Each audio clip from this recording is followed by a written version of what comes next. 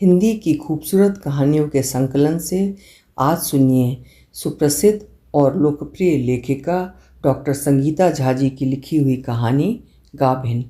तो शुरू करें कहानी। अपने हाथ में रिपोर्ट देखकर दिल बैठ सा गया।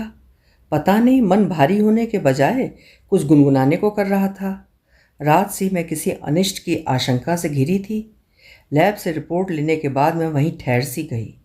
लैब रिपोर्ट देने वाले ने ज़रा ज़ोर से कहा, मैडम कॉन्ग्रेचुलेशंस, अब हटिए, दूसरे लोग भी लाइन में हैं, उन्हें भी अपनी रिपोर्ट लेनी है। मैं एकदम जैसे निद्रा से जागी। सॉरी कहते हुए कतार छोड़ी और जल्दी से घर की ओर निकल पड़ी।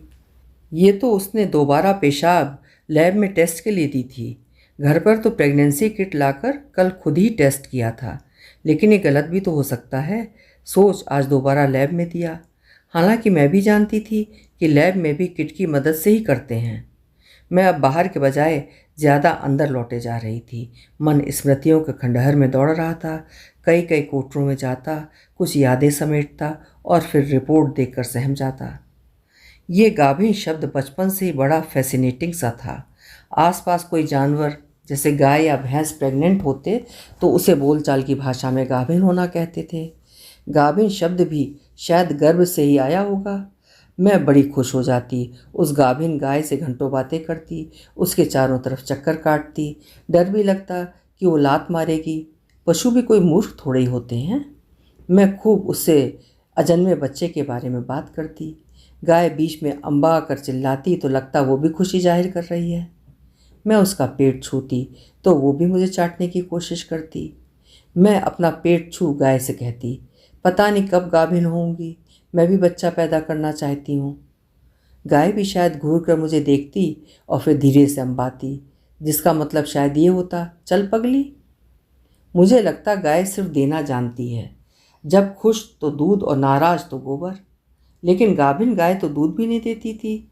इससे सब उसके बच्चा आने की प्रतीक्षा कर रहे थे। एक दिन मैं गाय के पास ही बैठे हुई थी कि अचानक मेरी आंखों के सामने एक रहस्यमय दृश्य घटा। मैं स्तब्ध देखने लगी। गाय के पिछले अंग से उसके बच्चे का सिर और दो पैर हवा में झूल रहे थे, किसी लिसलिसे पदार्थ से लथपथ। एक मूक पशु ने मेरे सामने इस तरह मेरे प्रश्न का उत्तर दे दिया कि बच्चा कैसे होता है। मैं जाने कब से इस प्रश्न से जूझ रही थी। उसके बाद जाने कितने दिनों तक झुक झुक कर अपना निचला भाग देखने की कोशिश करती रही कि मेरा बच्चा कहाँ से निकलेगा। पता नहीं जिज्ञासा में अम्मा से पूछ बैठी, अम्मा मुझे तो पता ही नहीं चल रहा है, जब मैं गाभिन होंगी तो मेरा बेबी भी पॉटी की जगह से कैसे निकलेगा। अम्मा हंस दी और उन्होंने अपने पेट का कटा निशान और नाभि दिखाकर कहा, हमारे बच्चे यहाँ से निकलते हैं। तब जाकर इस बेचैन मन को शांति मिली। पूरी रात सपने में अपने बच्चे को कभी पेशाब तो कभी पॉटी में सना पाया। गाय के बच्चे की तरह लिसलिसा पदार्थ तो दिखाई नहीं। पेट से निकलेगा तो कहीं खाना तो नहीं चिपका होगा। बाल मन में नाना प्रकार के प्रश्न और खुद ही उनका उत्तर। ज्यों ज्यों बड़ी होती गई, गाभिन होने की इच्छा उतनी ही बढ़ती गई और उसके बाद गोद में प्यारा सा बेबी। छुटपन में खेलवी फ्रॉक के अंदर एक कपड़ा लपेट प्रेग्नेंट होने की एक्टिंग, फिर एक डॉल का जन्म। दौड़ दौड़ कर कई बार वॉश बेसिन में उल्टी करने की ज़बरदस्त कोशिश भी की। ज्यों ज्यों बड़ी होती गई त्यों तो धीरे धीरे समझ आने लगा कि ना तो पेट में कपड़ा बांधने से और ना ही परियों की कृपा से बच्चे पैदा होते हैं। जिस दिन ये भेद खुला, सारी रात रोती रही कि मुझे अव्वल शादी करनी पड़ेगी। न केवल शादी, छी छी, उसके बाद की तो बातें सुनकर रोने रोने सी हो आई। ये सारी बातें एक सहेली ने बताई थीं, जिसने अपने भाई भाभी के कमरे के सुराख से एक बार झांक कर देख लिया था। मुझे तो सिर्फ पढ़ाई में दिलचस्पी थी और सपना बेबी था। इससे कभी किसी लड़के पर ध्यान ही नहीं गया। समझ के साथ पाया कि गाभिन वही लड़कियां या स्त्रियां होती हैं जो शादीशुदा थीं। तब जाके लगा कि सखी ठीक कह रही थी कि बच्चे पैदा करने के लिए शादी नहीं, एक लड़के की ज़रूरत होती है। पागलपन सिर्फ यहीं नहीं ख़त्म होता था। कई बार अपने छोटे छोटे स्तनों से अपनी डॉल को अपना दूध पिलाने की कोशिश भी की और उतना ही संतोष हुआ जो मैंने गाय की आंखों में अपने बच्चे को दूध पिलाते हुए देखा था। कहीं भी किसी का बच्चा देखती उससे खेलने लगती। बच्चों के प्रति लगाव उम्र के साथ कम होने के बजाय बढ़ता ही गया। बचपन में खेल भी मम्मी डैडी और बच्चों वाले ही होते थे। एक छोटा सा बच्चा और मैं उसकी माँ। रेत, मिट्टी, तकिए और कभी तो घर की टेबल कुर्सी लेकर ना जाने कितने आशियाने बनाए, पर सब में मेरे बच्चे का कभी रुमाल तो कभी चादर से झूला जरूर बना। चिड़ा चिड़ी के घोंसले को बनते देखती और ढेरों सपने बुनती। वो अलग ही दुनिया लगती, जहाँ दोनों अपने अंडों को बड़े प्यार से देखते और वो अंडे मुझे अपने से लगते। लगता झट से पेड़ पर चढ़ूं और अंडों को छाती से लगा लूं। घंटों निहारती रहती, पेड़ से बातें करती, कहती, बच्चों को देखना, हिलना मत। देखो, मम्मी पापा दोनों बाहर गए हैं इन बच्चों के, घोंसला टूटना नहीं चाहिए। चिड़ा चिड़ी मुझसे ज़्यादा समझदार थे। उन्होंने अपना आशियाना एक ऐसी मजबूत डाल पर बनाया था जिसे हिलाना नामुमकिन था। लेकिन एक दिन पता नहीं कहीं से एक सांप बगीचे में आया और ऊपर डाल पर चढ़ सारे अंडे खा गया। मैं तो दहाड़े मार कर रोने लगी। किसी तरह अम्मा ने चुप कराया। सारी रात पेट में दर्द होता रहा, मानो मेरे ही बच्चों को किसी ने खा लिया हो। रिश्तेदारी में कोई भी स्त्री गर्भवती होती, उससे ज़्यादा मुझे खुशी होती। लगता, आहा, अब एक बेबी आएगा, उसे मैं गोद में लूँगी। एक बार मौसी प्रेग्नेंट हुई तो मुझे तो जैसे मुँह मांगी मुराद मिल गई। रात दिन मौसी के आसपास घूमती रहती। मौसा जी से ज़्यादा मैंने मौसी का पेट छुआ और अजन्मे बच्चे से घंटों बातें की। हालांकि मौसी मुझे कभी अच्छी नहीं लगती थी, क्योंकि अम्मा का अपने मायके के लिए एक विशेष प्रेम था। मौसियों के आने से अम्मा का ध्यान मुझसे हट अपनी बहनों पर चला जाता था, जो मेरे लिए ईर्ष्या का कारण था। इस बार तो अम्मा भी अचंभित थीं कि मैंने ही मौसी को अपने घर लाने की जिद की थी। मैं मौसी और उनके उभरते पेट का बड़ा ध्यान रखती थी। कई बार मौसी की नाभि और पेट साफ करती कि बेबी यहीं से बाहर आएगा। मेरी इस नादानी पर मौसी मुस्कुरा देती। मैं सबसे कहती फिरती कि मौसी गाभिन है। अम्मा डांटती, पागल, गाभिन शब्द तो गाय के लिए इस्तेमाल करते हैं, मेरी बहन तो इंसान है। पापा भी हंसते, मुझे समझाते, बेटा पढ़ाई में मन लगाओ, इस तरफ ध्यान देने की ज़रूरत नहीं है। बचपन से बाहर आने पर कभी कोई क्रश हुआ तो सपने में भी 3 लोग दिखते थे, मैं, वो और हमारा बेबी। रात भर करवटें बदल बदल सपनों में भी अपने बेबी को सुलाती थी। पहली बार जब मैं रोहित से मिली तो भी मैंने घर और बच्चे की बातें की। रोहित झल्लाया, are you mad? For me marriage itself is difficult and you are talking of children. कुछ खिसकी हुई हो पर हो इंटरेस्टिंग। वो हंसने लगा और बोला, मैं तो क्या क्या सोच के आया था, तुम्हारी तारीफ़ करूँगा, खासकर तुम्हारे गालों के डिम्पल की, तुम्हारी सादगी की। एनीवेज, पहले प्यार करेंगे, फिर देखेंगे बच्चे तो हो ही जाएंगे। फिर ठहाके मारकर हंसने लगा। जब तक मैं उसके साथ बैठी थी, बार बार अपने पेट पर हाथ फेरती रही, मानो उसे सांत्वना दे रही हूँ कि अब वो दिन दूर नहीं जब मैं भी गाभिन होऊंगी। ये सोच ही मेरे स्तनों को टाइट कर देती और लगता कि कोई बेबी उन्हें अपने नन्हे पैरों से लात मार रहा है। रोहित बहुत ही समझदार और चाहने वाला मंगेतर साबित हुआ। सगाई और शादी के बीच के सपनों में रोहित कहीं थे ही नहीं, बस था तो मेरा बेबी। कभी रोता, कभी मेरे स्तनों से दूध पीता, तो कभी सब बाहर निकालता। मैं ऐसे सपने देखने वाली शायद पहली औरत थी। रोहित तो कभी कभी हैरान हो जाते कि इस पगली से बात करें भी तो क्या करें। हम कहीं घूमने भी जाते तो मेरी नज़र सिर्फ किसी ना किसी छोटे बच्चे पर अटक जाती और मैं रोहित से कहती, हमारा बेबी भी ऐसे ही होगा। रोहित हंसता, पगलेट, बिना शादी के ही, बड़ी फास्ट है। If you don't mind I am always ready. मैं सचमुच पगलेट उसका इशारा ही नहीं समझती। घर वाले भी समझते मैं बड़ी खुश हूँ और रोहित से शादी के लिए बेताब, मगर यहाँ तो बेताबी बेबी के लिए थी, ना कि रोहित के प्यार के लिए। सगाई और शादी के बीच का वक्त बेबी के सपने देखने में बीत गया। कितनी मूर्ख थी मैं। समझती थी कि यूं ही शादी और फट से पेट में बेबी और मैं गाभिन। मुझे गोद से ज़्यादा पेट के बेबी में ज़्यादा रुचि थी। बड़ी धूमधाम से मेरी शादी हुई और हमेशा के लिए अपना मायका छोड़ मैं रोहित के पास आ गई। फेरे लेते हुए ही मेरा काल्पनिक बेबी पेट में हिचकोले ले रहा था, तो घर पहुंचकर मैं अपनी कल्पनाओं में सचमुच गाभिन हो गई। रोहित बहुत ही समझदार थे। मेरे अंदर की पगली बच्ची को शादी के पहले ही पहचान गए थे। उन्हें मालूम था कि पति पत्नी के बीच के शारीरिक प्यार का मुझे इल्म भी नहीं था। पहली रात एक कमरे में हमने मित्रों की तरह गुजारी। रोहित सारी रात मेरे बालों को सहलाते रहे, पर मुझ में जरा भी उत्तेजना नहीं हुई। ठीक सदमा कि श्रीदेवी की तरह मैं उनकी बाहों में लिपट कर सो गई। रोहित ने मेरे माथे को बीच बीच में चूमा और सारी रात बाहों में घेर आश्वस्त भी किया। मैंने तो बिना कुछ किए ही दूसरे दिन से अपने पेट के अंदर बेबी को महसूस किया। जब मैंने रोहित से अपने पेट को छू बेबी को महसूस करने की बात की तो वो हंसने लगे और कहा, तुम क्या कुंती हो मैडम?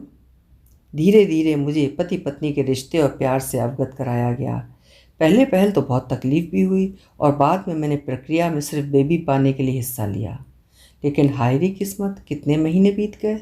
हर माहवारी के पहले मैं आशावान रहती और माहवारी बीत जाने पर मायूस। रोहित बहुत समझाते, सारे टेस्ट भी करवाए, सब नॉर्मल। कभी कभी मन करता है इससे अच्छा तो मैं गाय होती, झट से गाभिन हो जाती, वहाँ तो शादी की भी ज़रूरत नहीं थी। अब तो लोगों ने भी पूछना शुरू कर दिया था। मैं परेशान होती तो रोहित समझाते, मुझे नहीं ज़रूरत है किसी और की, मैं और तुम काफ़ी हैं जीने के लिए। अचानक जिंदगी ने एक कहर ढा दिया। दफ्तर से आते हुए रोहित की कार का ब्रेक फेल हो गया और कार खंबे से टकरा गई। रोहित को इतनी चोटें आईं कि अस्पताल पहुंचने के पहले ही अत्यधिक खून बहने से रोहित परलोक सिधार गए। मैं अकेली हो गई, लेकिन रोहित के दोस्तों ने मुझे संभाल लिया। उनके ही ऑफिस में मुझे पीए की नौकरी मिल गई। रोहित के बिना जिंदगी थी तो बड़ी कठिन, लेकिन गुजारनी तो थी ही। भाई अपने साथ ले जाने की बात भी कह रहा था, लेकिन शादी के बाद बनी सहेलियों ने समझाया कि भाभी की नौकरानी बनने से कहीं अच्छा है खुद नौकरी कर सम्मान की ज़िंदगी जी। मेरा और रोहित का वैवाहिक जीवन 7 वर्षों का था। सब कुछ बहुत अच्छा था। कमी केवल मेरा सपना पूरा ना हो पाने की थी। मेरे लिए रोहित ही बेबी बने हुए थे। उनकी मौत के साथ मेरे बेबी के सपने का भी अंतिम संस्कार हो गया। अब काम और कुछ अच्छी सहेलियों के बीच जिंदगी की गाड़ी चल रही थी। बचपन से ही मैं विदुषी थी, लेकिन बेबी के सपनों में उलझकर मैंने अपनी क्रिएटिविटी को ताला लगा दिया था। अब दफ्तर के सारे काम मैं बड़ी तत्परता से कर रही थी। इस फाइनेंस ऑफिस में मैं सबकी चहेती बन गई। सारे ऑफिस में तितली सी चहकती रहती थी। मेरे बॉस गंजू सर कभी रोहित के भी बॉस कम फ्रेंड और मेंटर हुआ करते थे। श्रीमती गंजू और बच्चों की भी मैं चहेती थी। उन लोगों ने मुझे न केवल सर उठाकर जीना सिखाया, बल्कि जीवन को एक उड़ान भी दी। उनकी बहन ने मुझे कार चलाना सिखाया और मैं बड़ौदा की सड़कों पर उड़ने लगी। अब मैंने ब्यूटी पार्लर जाना शुरू किया। रोहित तो मेरी सादगी के दीवाने थे। रोज़ दफ्तर में मुझे बड़े अच्छे अच्छे कमेंट्स मिलते और मैं बड़े धीरे से थैंक्स कह मन ही मन खुश होती। ऑफिस के सारे महत्वपूर्ण डॉक्यूमेंट्स मेरे पास रहते और मेरे इर्द गिर्द सारे लोग घूमते। अब मैं सचमुच बड़ी हो गई थी और गाभिन और बेबी का भूत पूरी तरह से दिमाग से उतर गया था। एक दिन पाया कि गंजू सर मुझे कुछ अलग ही नज़र से घूर रहे हैं। कुछ अजीब सा लगा, लेकिन फिर इसे दिमाग का फितूर समझ कर निकाल फेंका। अब ऐसा बार बार होने लगा तो दिमाग से फेंकना भी दर्ददाई होने लगा। उनके देखते ही शायद दिल में कुछ होता था जो मैं समझ कर भी ना समझ बनी रहती थी। ऐसी झंझनाहट तो राहुल को देखने पर भी कभी नहीं हुई और पता नहीं क्यों मुझे भी उनका देखना अच्छा लगता था और मुझे उस घूरने का हर सुबह बेसब्री से इंतज़ार रहता था। वो एक खुशनुमा संडे था। यूँ तो ऑफिस बंद रहता था, लेकिन एक महत्वपूर्ण और न टाला जा सकने वाला काम था। गंजू सर को इस काम में मेरी ज़रूरत थी। मैंने भी झट से हामी भर दी। सर अपनी कार से घर पर ही लेने आ गए। मैंने खुले धुले बालों का एक ढीला जूड़ा बनाया और बसंती रंग का एक सलवार कुर्ता पहन लिया। अपने आप को जब आईने में देखा तो खुद से प्यार हो गया। बसंती रंग में मैं खुली खुली धूप सी लग रही थी।